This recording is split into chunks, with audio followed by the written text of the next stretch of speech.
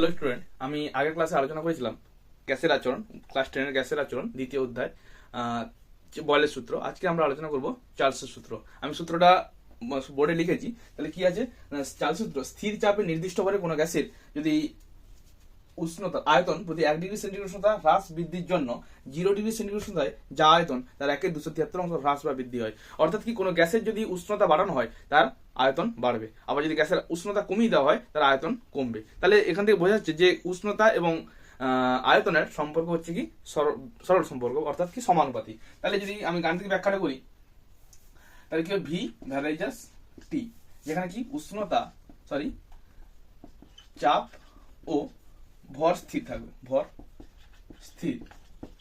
এটা হচ্ছে তার গাণিতিক রূপ। আমি গাণিতিক রূপ পরে আসছি। আমি যদি এই সূত্রটাকে ব্যাখ্যা করি, তাহলে কি ভাববো, ধরো 0 ডিগ্রি সেন্টিগ্রেড উষ্ণতায় কোনো গ্যাসের, ধরি 0 ডিগ্রি সেন্টিগ্রেড উষ্ণতায় কোনো গ্যাসের আয়তন ছিল V0। আমি এখন 0 ডিগ্রি থেকে 1 ডিগ্রি বাড়াবো, উষ্ণতাটা কি করবো, 1 ডিগ্রি বাড়াবো। তাহলে 0 থেকে 1 ডিগ্রি করলাম। 1 ডিগ্রি যখন করবো, আমার কি দেওয়া আছে না, প্রতি 1 ডিগ্রি সেন্টিগ্রেড উষ্ণতা হ্রাস বা বৃদ্ধির জন্য 0 ডিগ্রি সেন্টিগ্রেড উষ্ণতা যা আয়তন তার 1/273 অংশ হ্রাস বা বৃদ্ধি পাবে। অর্থাৎ কি, যদি আমি উষ্ণতা বাড়াই তাহলে আয়তন আমার বাড়বে। তাহলে আমি 1 ডিগ্রি করেছি, কত বাড়বে, 1/273, যা ছিল 0 ডিগ্রিতে যা ছিল তার 1/273 অংশ বাড়বে। তাহলে আমি 1 ডিগ্রি সেন্টিগ্রেড উষ্ণতা কি পাবো, V0 প্লাস V0 ইন্টু 1/273। অর্থাৎ আমি যদি V0 কমন নিই, তাহলে কি হবে, V0 যদি কমন হয় 1 প্লাস 1/273। এখানে যদি আমি 1 এর জায়গায় যদি টি করি, যদি টি উষ্ণতা বৃদ্ধি করি, তাহলে টির জন্য কি হবে, তাহলে টির জন্য হবে V0 ইন্টু 1 প্লাস T/273। ওকে, আচ্ছা, টি ডিগ্রি সেন্টিগ্রেড উষ্ণতার জন্য।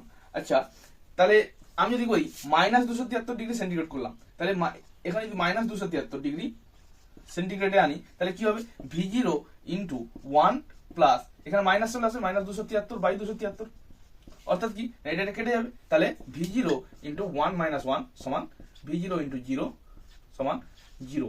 অর্থাৎ কি, -273 ডিগ্রি সেন্টিগ্রেড উষ্ণতায় সকল গ্যাসের আয়তন শূন্য হয়ে যায়। ঠিক আছে, তাই জন্য এই -273 ডিগ্রি সেন্টিগ্রেড উষ্ণতাকে বলা হয় পরম শূন্য উষ্ণতা। অর্থাৎ পরম শূন্য উষ্ণতা কি না, -273 ডিগ্রি সেন্টিগ্রেড উষ্ণতার নিচে কোনো গ্যাসের আয়তন, কোনো গ্যাসের উষ্ণতা এত কম হতে পারে না, এর থেকে কম হতে পারে না। ঠিক আছে, এই জন্য -273 ডিগ্রি সেন্টিগ্রেড উষ্ণতাকে বলা হয় পরম শূন্য উষ্ণতা। এবং একটা স্কেল, কেলভিন স্কেলে কিন্তু কোনো গ্যাসের উষ্ণতা ঋণাত্মক হয় না। একমাত্র কেলভিন স্কেলে কোনো গ্যাসের উষ্ণতা ঋণাত্মক হয় না। অর্থাৎ যদি -273 ডিগ্রি সেন্টিগ্রেডকে আমি যদি কেলভিনে প্রকাশ করি, তাহলে কি হবে, -273 এর সঙ্গে আমি ডিগ্রি সেন্টিগ্রেডকে কেলভিন আনতে গেলে -273 যোগ করতে হয়। তাহলে -273 প্লাস 273 যদি করি, তাহলে 0 হয়ে যাবে। অর্থাৎ কি না, 0 কেলভিন উষ্ণতায় সকল গ্যাসের আয়তন শূন্য হয়ে যায়। ঠিক আছে, এবং এই জন্য একে পরম শূন্য উষ্ণতা বলা হয়। এবারে আমি আসি এর গাণিতিক ব্যাখ্যাটায়, যেটা বলেছিলাম যে V0 ভি ভ্যারাইজাস টি, যেখানে কি ভর ও চাপ স্থির। ওকে, আমি যারা ভেদ ধ্রুবক আনি, V সমান KT, তাহলে কি হবে না, V/T সমান K। এখানে কি K ধ্রুবক লিখবো, তাহলে V/T সমান K। এবারে মনে করি যে স্থির চাপে নির্দিষ্ট ভরে কোনো, ধরলাম যে স্থির চাপে নির্দিষ্ট ভরের T1 উষ্ণতায়, T1 যথাক্রমে T1, T2, T3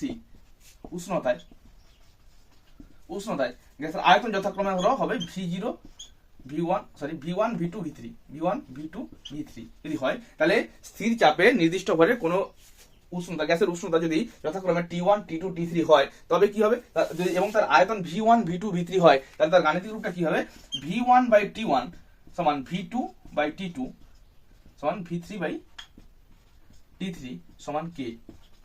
এটা হচ্ছে তার গাণিতিক রূপ।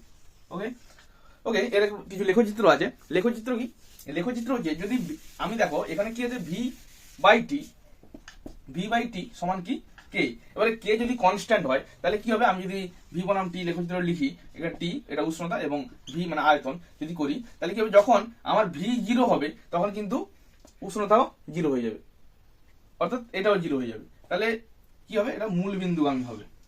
V বনাম T লেখচিত্রটি কি হবে, মূল বিন্দুগামী সরলরেখা। এখানে কিছু অঙ্ক করতে হবে, আমি কিছু অঙ্ক করব। আমি অঙ্ক করছি।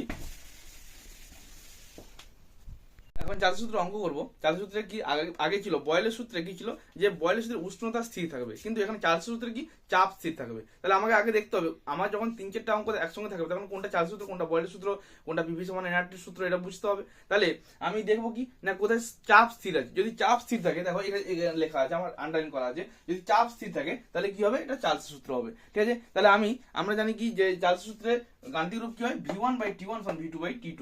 অর্থাৎ আমরা দেখবো কি কি আছে। প্রথম ডাটা আছে 27 ডিগ্রি সেন্টিগ্রেড উষ্ণতায় নির্দিষ্ট ভরে কোন গ্যাসের আয়তন 500 সেমি কিউব, অর্থাৎ এটা কি v1। তাহলে প্রাথমিক কি আয়তন, প্রাথমিক আয়তন কি v1 কত আছে 500 সেমি কিউব। ওকে, প্রাথমিক উষ্ণতা কত দেওয়া আছে, উষ্ণতা দেওয়া আছে 27 ডিগ্রি সেন্টিগ্রেড, T1 সমান 27 ডিগ্রি। এবারে 27 ডিগ্রিকে আমি যখন অঙ্ক করব তখন কিন্তু সেন্টিগ্রেডে রাখলে হবে না, আমাকে কিন্তু কেলভিনে আনতে হবে। তাহলে 27 ডিগ্রি সেন্টিগ্রেডকে আমি যদি কেলভিনে আনি তাহলে কি হবে না, ডিগ্রি সেন্টিগ্রেডের সঙ্গে কি করি, যদি 273 যোগ করে দিই তাহলে সেটা হবে কেলভিনে চলে আসবে। তাহলে 227 প্লাস যদি 273 করি তাহলে কত হবে, 300 কেলভিন হবে। তাহলে আমার প্রাথমিক উষ্ণতা হলো T1 হচ্ছে 300 কেলভিন। আচ্ছা, আমাকে বের করতে বলেছি কি যে কোন উষ্ণতায়, অর্থাৎ কি অন্তিম উষ্ণতা বের করতে বলেছে, তার আয়তন দ্বিগুণ হবে। আমার ছিল কত 500 সেমি কিউব আয়তন, তাহলে এখন আছে কি দ্বিগুণ, তাহলে 500 দ্বিগুণ কত 1000। তাহলে অন্তিম আয়তন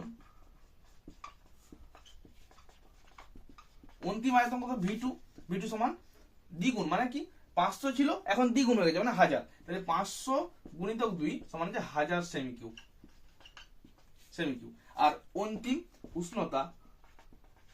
উষ্ণতা T2 সমান জিজ্ঞাসা চিহ্ন। ওকে, এই ডাটা লাগবে। এবারে আমি যদি আমার সূত্র করি তাহলে কি হবে, v1/t1, তাহলে আমি জাস্ট মান বসাবো কি না, v1 এর জায়গায় দেওয়া আছে 500 সেমি কিউব, আমি মুছে দিই এগুলো।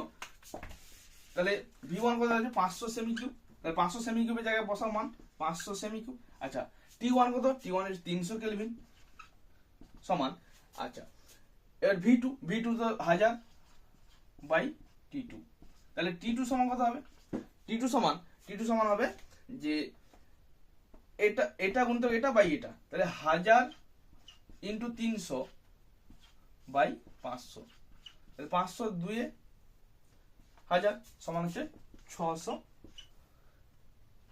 কেলভিন। এবারে কেলভিনকে আবার আমাকে ডিগ্রি সেন্টিগ্রেড আনতে হবে, তাহলে 600 কেলভিন, তাহলে 600 কেলভিন সমান কত, 600 কেলভিন